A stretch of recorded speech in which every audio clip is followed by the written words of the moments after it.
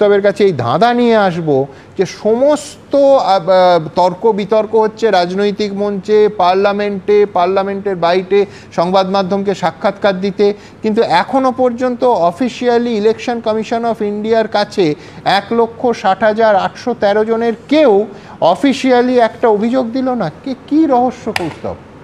সুমনদা, আমি আগেও বলেছি এসআইআর এর বিরুদ্ধে আমরা নই, এসআইআর অতীতেও হয়েছে, কিন্তু এসআইআর এর নাম করে বাংলাভাষী শ্রমিকদের ওপর যে আক্রমণ, একটা রেফারেন্ডাম টানা হয়েছে 2002 সালে ভোটার লিস্টের সাথে মিলিয়ে দেখতে হবে, অনুপ্রবেশের সাথে গুলিয়ে দেওয়া, এটা একটা বাইনারি তৈরি করার চেষ্টা হচ্ছে। আমি সুমনদা বলছি, জীবনে তো আর কিছুই দেখা বাকি থাকলো না সুমনদা।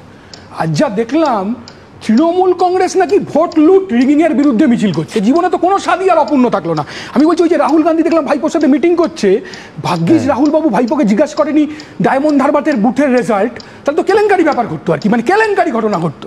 তো আমি বলছি যে আর কি সুমনদা জাল দেখতে হবে, জাল পিএইচডি, জাল বার্থ সার্টিফিকেট, জাল আধার কার্ড, জাল ভোটার কার্ড, জাল রেশন কার্ড, জাল থানা, আজকে আবার জাল থানা দেখলাম, জাল ভ্যাকসিন, জাল চাকরি, জাল ডিগ্রি।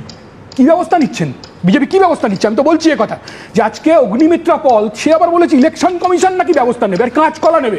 ঠিক মুখ্যমন্ত্রীর ভাষায়, মুখ্যমন্ত্রী এমন বলেছেন কাঁচকলা। মুখ্যমন্ত্রী জানেন যে আরএসএস এর দল যাকে দুর্গা বলেছেন মুখ্যমন্ত্রীকে কোনো ব্যবস্থা নেবেন না, একটাই কথা, সেটিং। আলাপনের বিরুদ্ধে কি ব্যবস্থা নিয়েছিল? হ্যাঁ, রাজ্য সরকার যে স্পেশাল ব্যবস্থা করে টাকা দিয়ে আমি সব বুঝলাম, কিন্তু সৌম্যদের কদিন এই রাজ্যের প্রেক্ষিতে তোমরা পাশে পাবে? আজকে ছবিটা দেখেছো?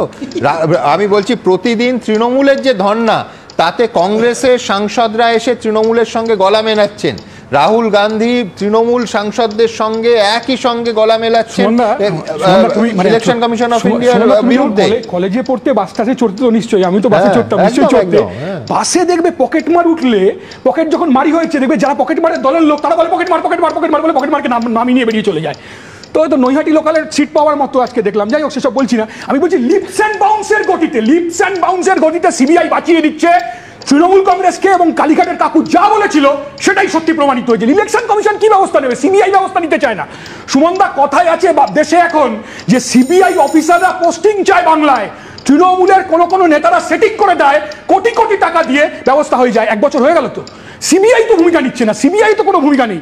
আমি বলছি মজা হচ্ছে, দিল্লিতে এসআইআর বিরোধী আন্দোলনে ঢুকে পড়ে তৃণমূল তাদের চুরিটাকে ঢুকিয়ে দেওয়ার চেষ্টা করছে। অতীতেও আমরা দেখেছি ইন্ডিয়া জোটে ঢুকে পড়ে ভাইপোর চুরিকে আগলাবার চেষ্টা করছে, আটকাবার চেষ্টা করছে, জনমত তৈরি করার চেষ্টা করছে। আমি বলছি তো তৃণমূল হচ্ছে বিজেপির কুনকি হাতি। বিজেপি আজকে শুভেন্দু অধিকারী যা বলছে ঠিক একই রকম কথা মমতা ব্যানার্জি পার্লামেন্টে কাগজ ছুঁড়ে মেরেছিল এবং বলেছিল বাংলাদেশিরা এসে বামফ্রন্টকে ভোট দিয়ে চলে যায়। আমি জানি সুমনদা রাজ্য সরকার ব্যবস্থা নেবে না। এই মমতা ব্যানার্জি রাজীব কুমারকে বাঁচাবার জন্য রাস্তায় নেমেছিল। যে রাজীব কুমার ফোনে আড়িপাতা স্পেশালিস্ট, ওরা পেগাসাস, এরা হচ্ছে রাজীব কুমারের মাধ্যমে আড়িপাতা, একই রকম ব্যবস্থা। কি দেখলাম আজকে তোমরা দেখলে তো, বিভাস অধিকারীকে দেখলে না? কে এই বিভাস অধিকারী? নলহাটিতে আশ্রম আছে, ওই আশ্রমে না গোবিন্দভোগ চালের ভোগ হয়। কে জানো তো সবচেয়ে ভালোবাসতো ওই ভোগটা খেতে? একদা তৃণমূলের নেতা, একদা বিজেপির নেতা মুকুল রায়, যিনি বলেছিলেন যাহাই তৃণমূল তাহাই বিজেপি। এটা মানুষকে বুঝতে হবে।